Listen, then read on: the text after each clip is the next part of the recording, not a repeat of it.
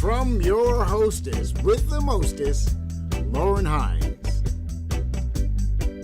This is I Did It My Way, the podcast that brings you into the story of leading entrepreneurs and tastemakers. Chef Gale Gand is a nationally acclaimed pastry chef, restaurateur, cookbook author, and television personality, teacher, entrepreneur, and mother. Chef Gale Gand has been recognized as Outstanding Pastry Chef of the Year by the James Beard Foundation and by Bon Appetit magazine, and has been inducted into the Chicago Chefs Hall of Fame. For 8 years, Gale hosted the Food Network series Sweet Dreams, the first nationally televised all-dessert show anywhere.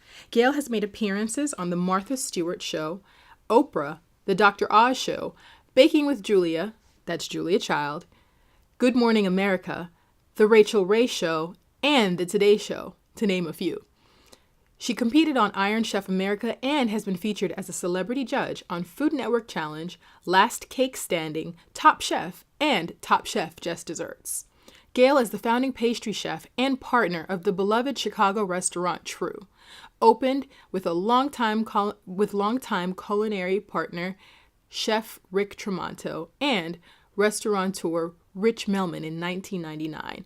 Tru quickly became a sensation among Chicago's fine dining community and has earned ecstatic praise from reviewers, receiving accolades from the James Beard Foundation, the Michelin, Mobile, and AAA guides, Relais Gourmand, Wine Spectator magazine, and was named Chicago's best restaurant by Chicago magazine.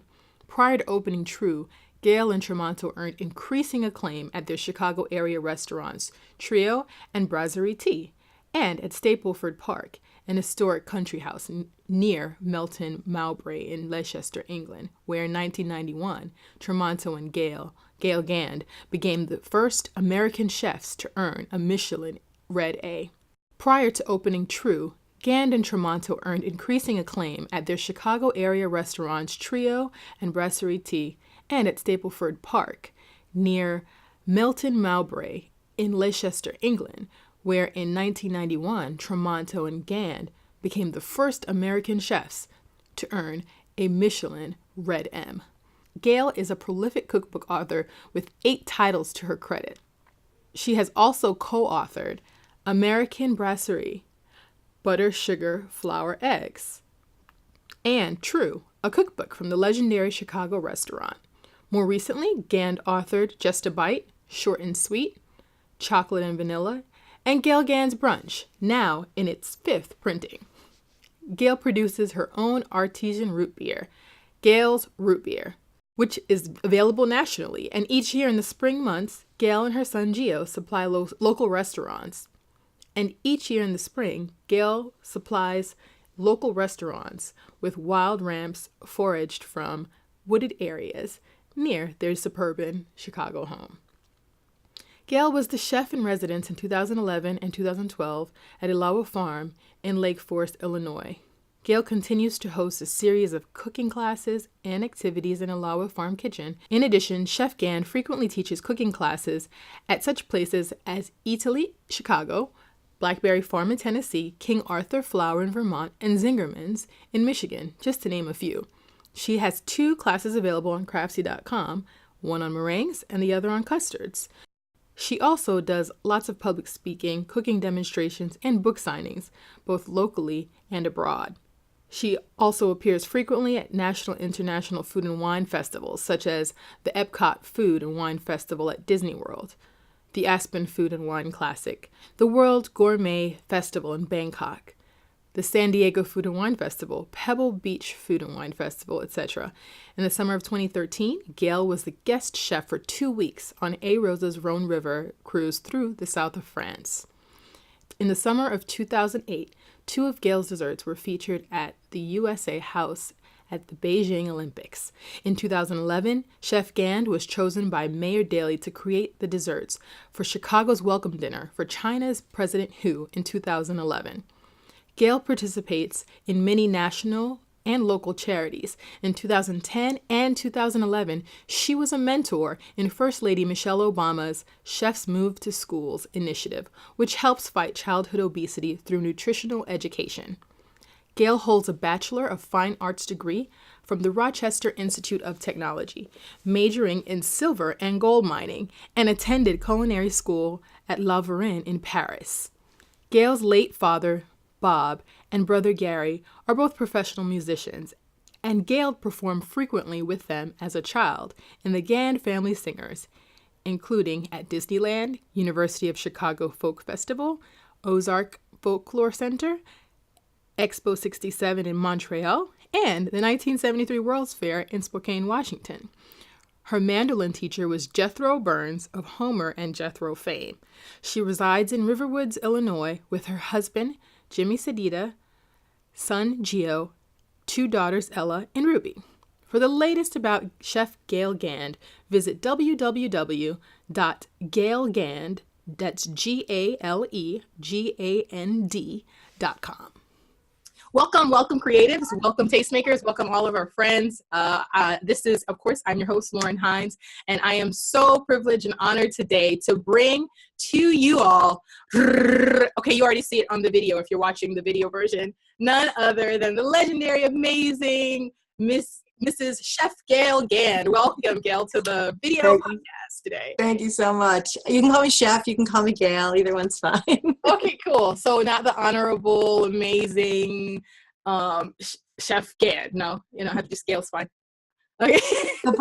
Sometimes I'll be working in a kitchen doing a big event, and there'll be, 20 chefs in there that are all cooking their one little dish. Right. And so I'll yell, "Hey, chef!" And 20 people all look up. Oh, so that's funny.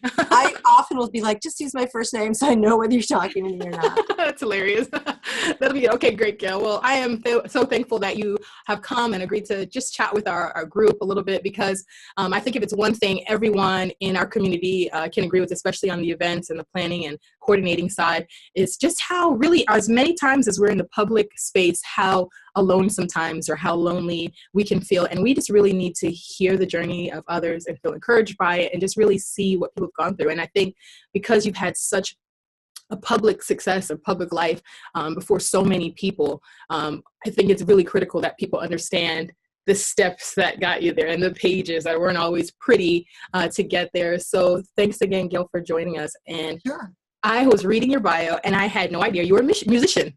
My family are all musicians, so you kind of don't get a choice in my family what you start out doing. You can switch later, you can choose again later, but you always start out in music. Oh, very cool, very cool. So that was cool. I read about Jethro being your mandolin trainer. I was like, what? Yeah, and his lessons were so expensive. So that's Jethro Burns from Homer and Jethro. They were like a folksy comedy team that had a show on TV in the 60s. Yeah. And the lessons were so expensive per half hour that my dad and I shared the lesson. So I would take like 15 minutes and then my dad would take the second 15 minutes. He was like, I don't even know, like $50 a half hour or something in the 60s. Oh, wow. Wow. Yeah. I could see that being a split up lesson. Yeah. So you went from being in music. Do you still play? I do. I mostly play ukulele right now. Really? And partly because it's portable. Playing guitar, like trying to talk the flight attendants into letting you carry on your guitar is not a nice conversation. They're always fighting on. I thought, well, what can I carry on? I know, ukulele. But the funny thing, when I've got my ukulele in its case on my back and I'm getting on a flight, someone will say, "Are you a tennis player?" And I say, "Do I look like a tennis player?" Because I'm kind of a big girl. It's get sort of humorous. I think that's funny. Because I can play at events. I can sing happy birthday to people if they need it. And it's just, I think it's good for your brain to translate. It's like translating a language, translate music from a sheet to your brain, to your fingers. Absolutely. My dad was a musician most of his life and lived to be 88. So I think that was part of his secret to a long life, was this transposing in his mind all the time, his trumpet lines or piano or whatever. Yeah. Very cool. So how did you go from there into, say, art school? Like, where was that transition? How did that occur? So I started playing music with my family, my dad and my brother, when I was 6 years old. And that's what we did for family vacations. I joke, we're like the Von Trapp family singers, but without the Nazis. Right. So we travel around the country and play at like Disneyland and Expo 67 in Montreal and, the World's Fair in Spokane, Washington in 74. We go to the North Carolina Fiddlers Convention. Mm. So I missed a lot of school as a kid. Yeah. Wasn't a good speller anyway, and I have dyslexia, so school wasn't my thing. Wow. But what did become my thing was connecting with people whether it was on stage or off stage. So fast forward, in high school, I studied silver and goldsmithing, which is like jewelry making. That's And amazing. I love it, but I kind of reached the limit of my high school's classes. Find a local goldsmith to apprentice with. And after that, I ended up going to art school, going to Cleveland Institute of Art, which is called CIA. But, there's also the Culinary Institute. So I went to CIA, but not that one. So I go to art school because of my love of silver and goldsmithing. And my after-school job at first is being a strolling balladeer at a restaurant. Like I'm still like singing, for work, because it's what I know how to do. So I started waitressing, and I loved waitressing. It was just like performing. You're like connecting with total strangers. You come in there, whatever you have from beforehand, you come in there, you let it go, because you have to be their server, be there for them. Right. And it was kind of the same sort of thing. My dad and I always sang New Year's Eve somewhere. We were never going to parties. We were always making the party. We were the entertainment at the party. Gotcha. So I was already sort of, predisposed to serving others because of being in the music business. And I loved sort of the chemistry and physics that was happening between these ingredients. And I would explain this to my customers and, describe the cooking techniques. And I didn't really cook at the time, though.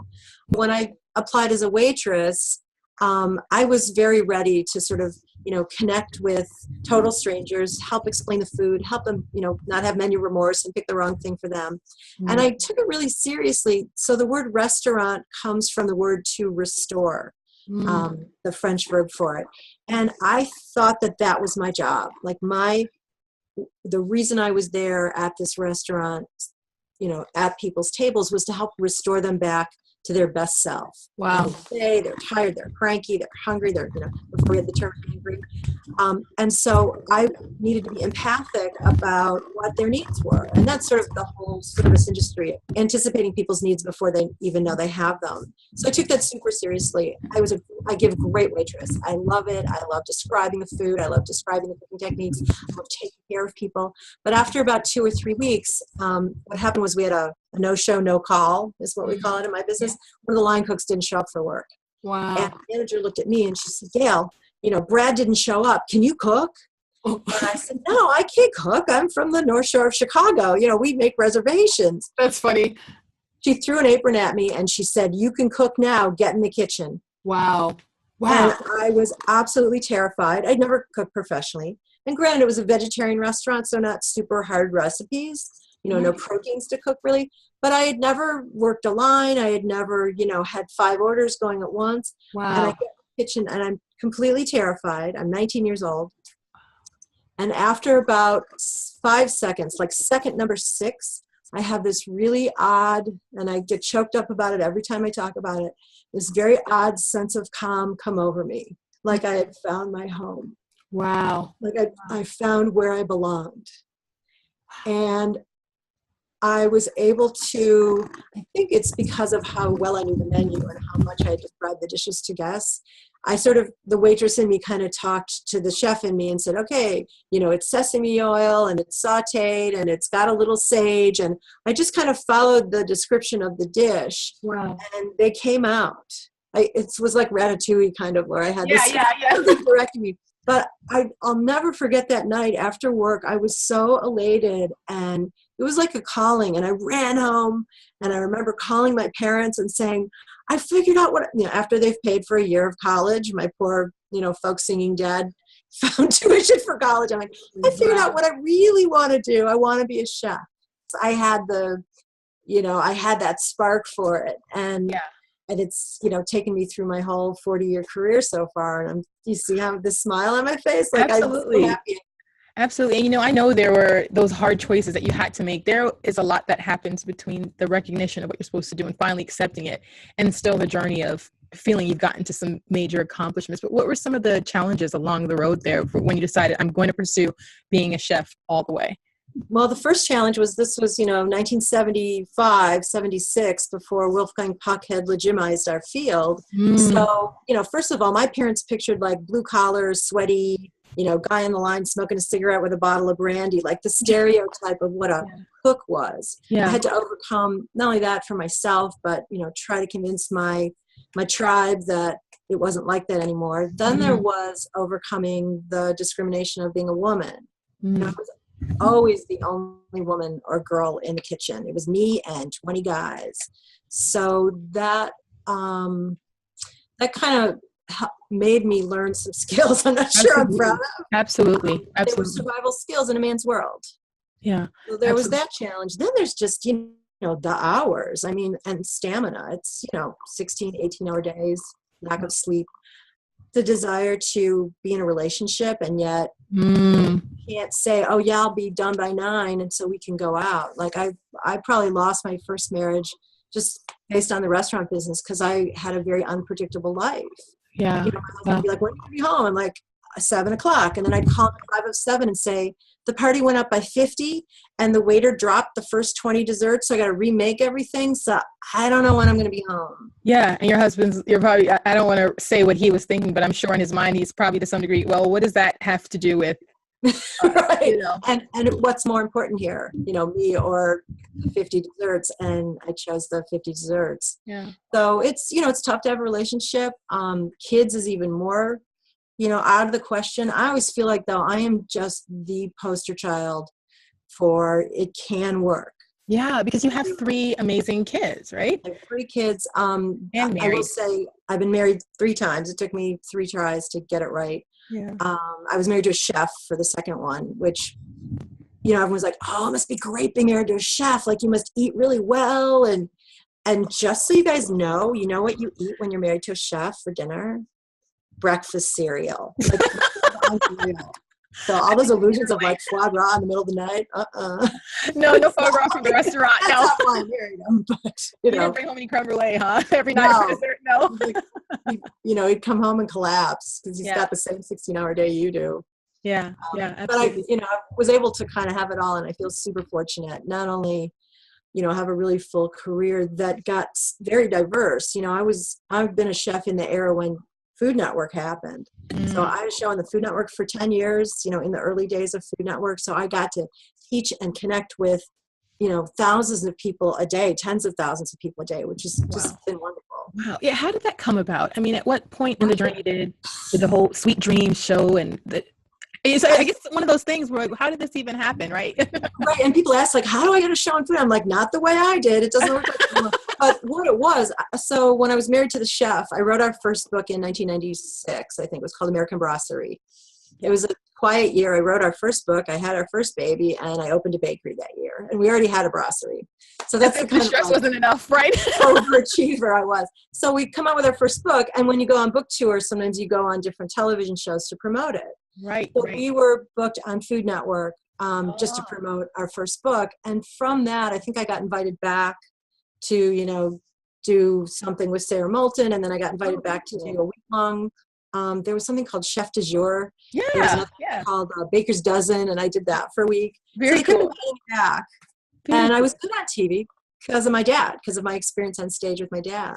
There you go. There you go. And then they decided, you know, they really need a dessert show. They've had enough of Bobby Flay's grilled chicken. Like they're, you know, the staff all eat the left. Bobby Flay. Like, we need some chocolate. Right. We can't have a pastry show on this network. And I got the call. So it wasn't that I submitted a videotape or anything. They called one day. I'm at work. You know, it's like 2:00 in the afternoon, prepping for service at my restauranteur that I still have. Yeah. Okay. And usually I used to go to New York for stuff and be on Sarah Moulton's show. Like if I was ever going to be in New York, I'd call Food Network and say, hey, I'm going to be in New York and I have the afternoon of the 13th free. Can I be on Sarah's show? And they'd always say yes. Wow. And we were good together. We were like both short and she was warm. And, you know, we had a nice time cooking together. And she didn't do as many desserts as I did. So I could like finish off her menu with a dessert. Absolutely. Hey everyone, hope you've been enjoying this episode of I Did It My Way.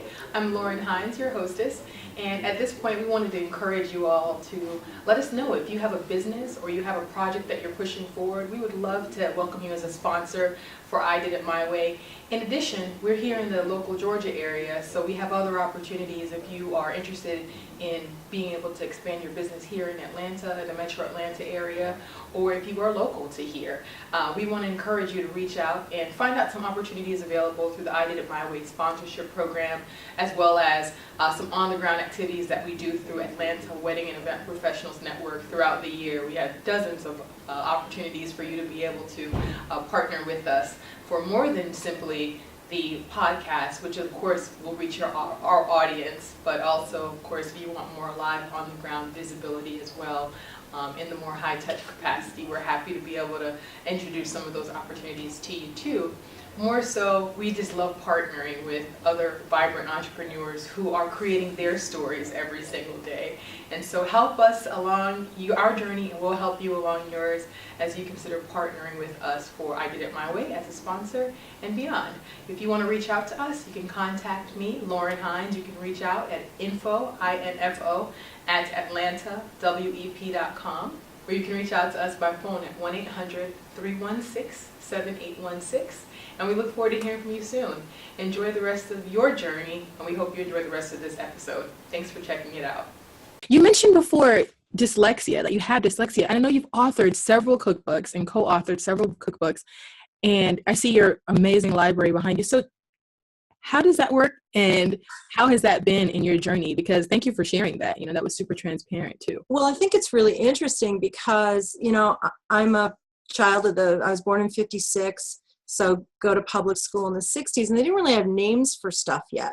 Mm-hmm. So I didn't know as a little kid why I had to keep rereading a line and it wasn't sticking and it wasn't making sense, and why when I spelled words, the letters were out of order, or I couldn't remember letters in order for spelling. Right. And no one really paid much attention. They just kind of pushed you to the next grade. So it wasn't until later in life I found out, like, oh, that is a thing with a name. So it's a little ironic that I'm a writer. Yeah. And I think I mentioned earlier, my mom encouraged me to flunk typing so I wouldn't be anybody's secretary. Right. And then I grew up to be a writer. So I'm like, mom. 2 strikes. The mom. At the time you didn't think that, my dyslexic daughter is going to be an author. Mm. So I think I've been able to retrain my brain and sort of find different pathways to and tricks for remembering spelling. And just this year, so I turned 60 this year, and just this year I started reading. I've never been able to. I either fall asleep or I just can't retain the information. Yeah. It used to take me like a year to read a whole book, and I would have to keep rereading because every time I picked it up, I forgot. Yeah, what happened? So I'd have to start over. Wow. So when did you, you seem very comfortable with who you are, and you're so down to earth, and you're so genuine and so fun. When did you get to the point, because I know you said you were so nervous in the Julia Child video, but at some point in your journey, you said, this is my voice, this is who I am. Do you remember? I do. And I was giving a cooking demonstration at a grocery store called Sunset Foods. They had like a second floor where they did cooking classes. Right. And I remember, I got asked to do a cooking class there, and I said yes, and I'd never really done them before. Gotcha. And people showed up. And I remember, like, you said how many people showed up? I missed that last part. I'm sorry. 80 people. 80 people. I was hoping for like 10, Wow. So, giant. It looked like a sea of people to me, like at your wedding, so many people. And I remember my face like turning bright red, like I got, dry mouth, and I was like blazing red, embarrassed, and sweating bullets, like, normal nervous reaction. And I remember just sort of pushing through that, just sort of like talking through it. Yeah. When I got to the other side, I realized that I had a knack for explaining things. And once I felt that, I would ask people, like, do you have any questions? And they didn't have many. And I was like, is that because I'm such a good teacher? Like, I'd sort of try to draw them out and joke about it. But it just turned out that I was able to, move my hands and talk at the same time, which a lot of chefs can't do. They're either doing action or they're talking. Yeah. But I could do it at the same time. Like, you'll watch chefs when they're cooking, their hands stop moving when they're explaining something. But I could actually like keep going. Wow. And that was a big part of it. And I would just explain what I'm doing. That's cool. Literally. Yeah. I mean, I remember you mentioned before you were singing while you were cooking in the kitchen before, I think it was, or you were singing while you were serving. I'm trying to remember when that was, but that has a lot to do with it. No matter what you're doing, you can still do both, huh? Yeah. Yeah. I guess, my brain is sort of set up to do, kind of multitasking. Very cool. Maybe that's the female brain. I'm not sure. Yeah, right. So are you still running your restaurant today, or how's everything with True?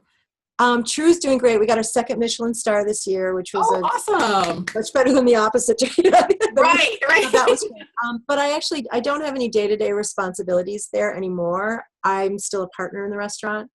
So I get to take credit for anything good that happens. But I don't have to run it or anything like that. Right now, mostly what I do is I do consulting. So I develop menus and recipes and restaurant concepts for new restaurants for other people, and develop desserts for people. I do something called food innovation, which is developing new products for large companies, whether they're restaurant companies or retail products.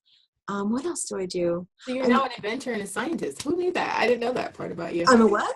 You're an inventor and scientist now for the large companies. Well, there's this interesting world of consulting out there. Once you get to a certain point in your career, and if you're able to cope with not having a regular paycheck, like I sort of cobbled together a living from cooking demos. I have 2 classes on Craftsy.com that I make income off of. I have passive income from a beef jerky company that I invented some recipes for called Think Jerky. Right. And I do consulting for a couple different companies.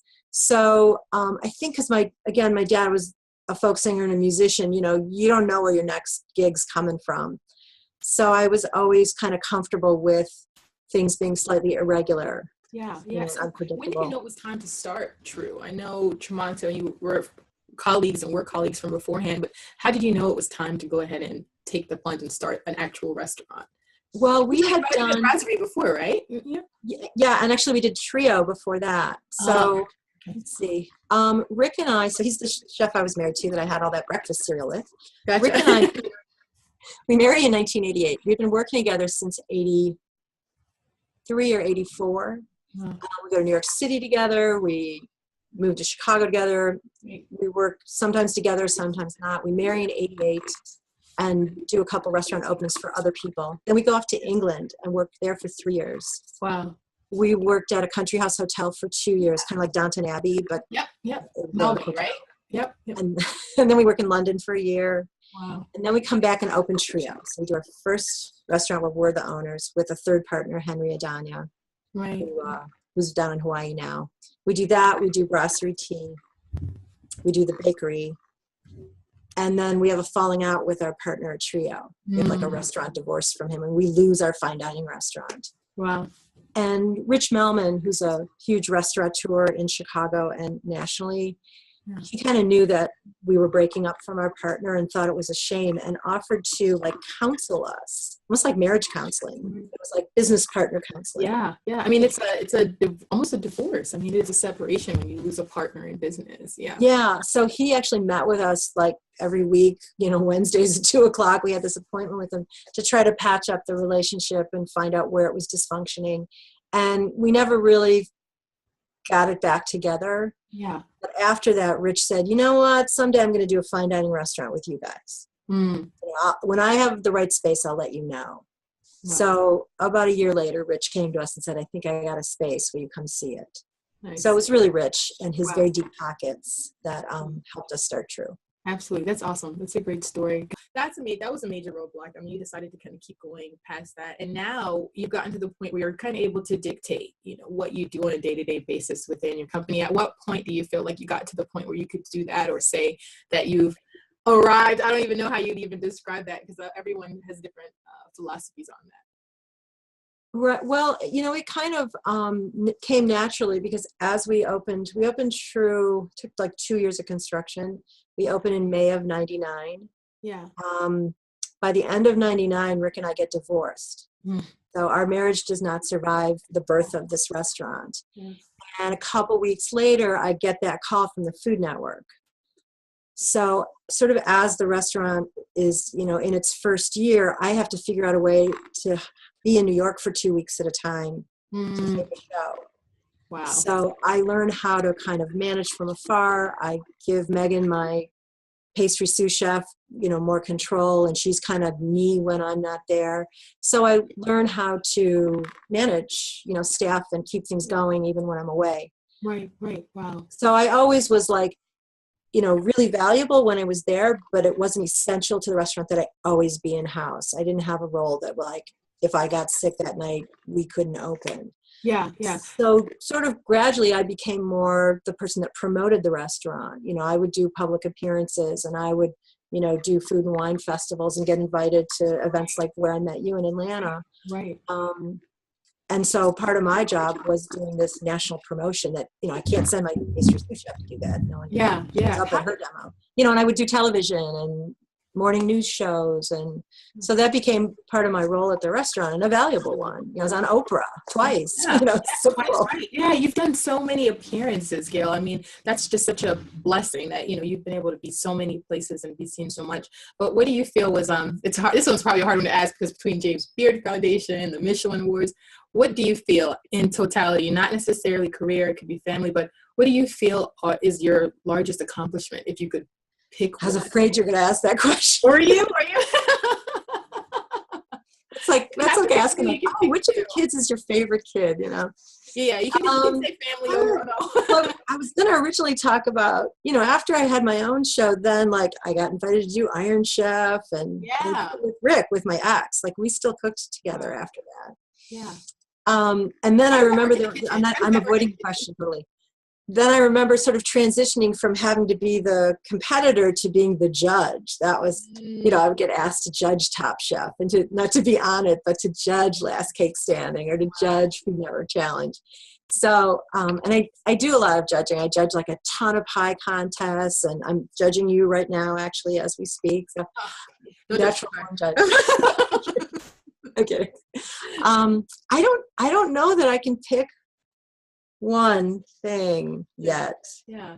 I'm sorry. No, that's awesome. I think that's amazing. I think many of us can identify the one time or the other, but the fact that you can't is, I think, a goal that we all can strive to. I mean, I remember the moments. I remember, getting my first James Beard Award and giving the weeping speech, and then I'm like, I better go fix my mascara, and I run out. I'm at Lincoln Center, and I run out to the lobby to go to the bathroom to fix my makeup, and Bobby Flay's running out after me. He's like, Gail, like, what? He's like, you know what this means, right? Which is one of those questions, like, you have no idea how, my dad used to ask me questions like that, like a quick question, and you don't know the answer, and you feel shitty that you don't know the answer. I'm like, no, what does it mean? He goes, you can double your day rate. Like, yes, earning it was like all about money, like in what you said. That's so funny. That was the last thing you probably expected. Right. I thought he was gonna, I don't know, like, I don't give you a big hug or something, But he was thinking economics. It was so funny. Absolutely. Bobby Flay. I mean, I was thinking, doesn't my underwear look killer? Because I was wearing like this, real push-up thing and bangs and everything, Very cool. That's awesome. Gail, so tell me, what's happening now? I mean, all lovers of Gale Gand want to know what's going on now, and with of course, the crafts you started in beer, and what's happening in your life now that you're so excited about, or what are some projects?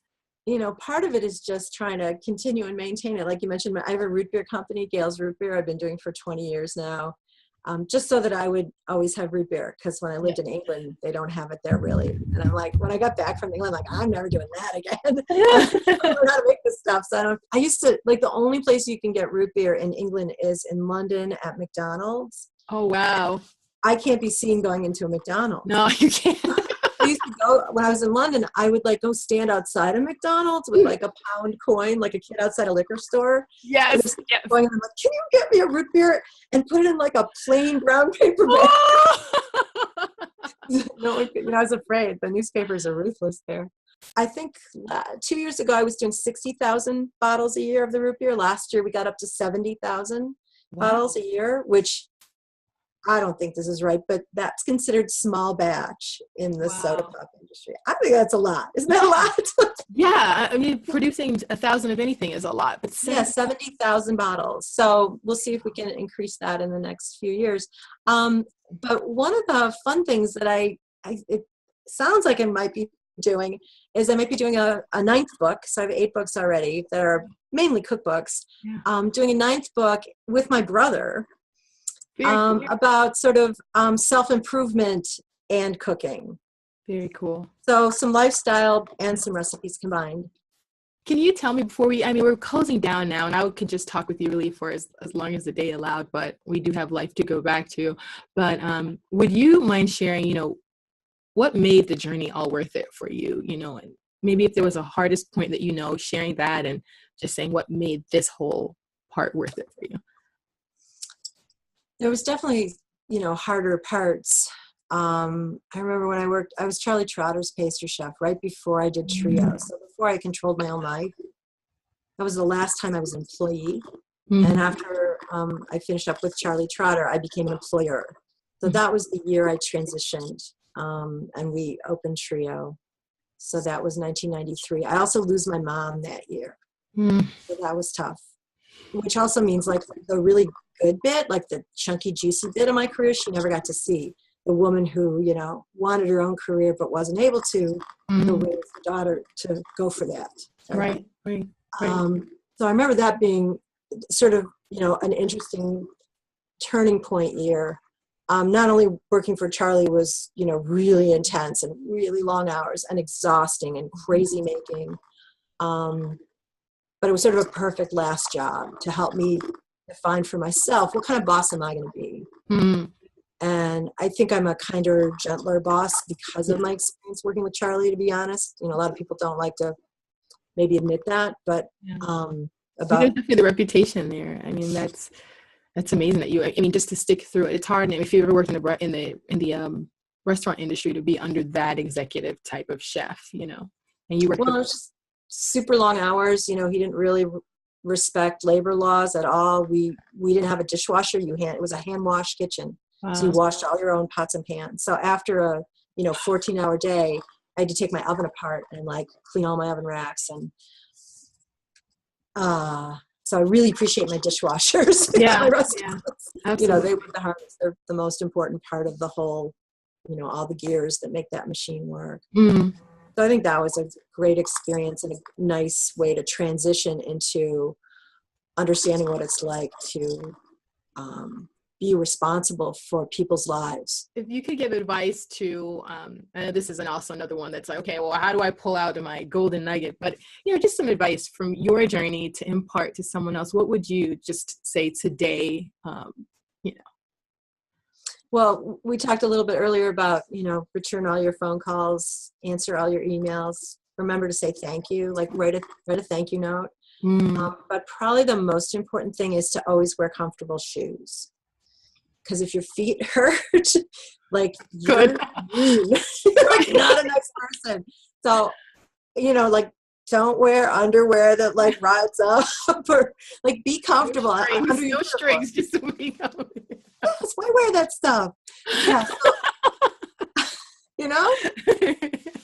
So, flossing's important. That's good. That's really good.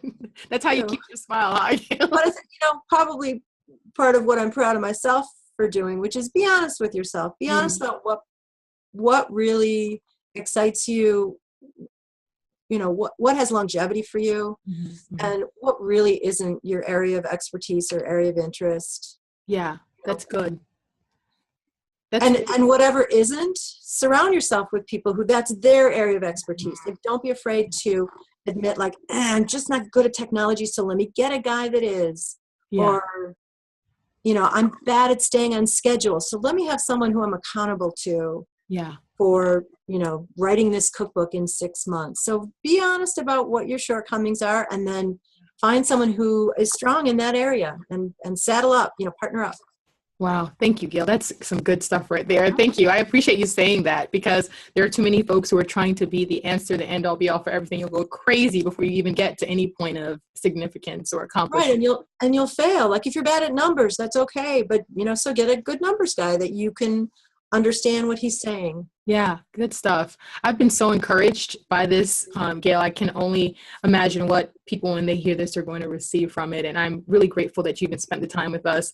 If you guys want to find Gale, you can go to www.galegand, GALEGAND.com, just to find out what's coming next, news and updates, of course, and just to see what's happening with Gale and find out more about Gale's root beer, some of the exciting things happening in your life. But Gale, again, I appreciate you taking the time to chat with us. If there's anything else you wanted to say, we're just grateful that you joined us today.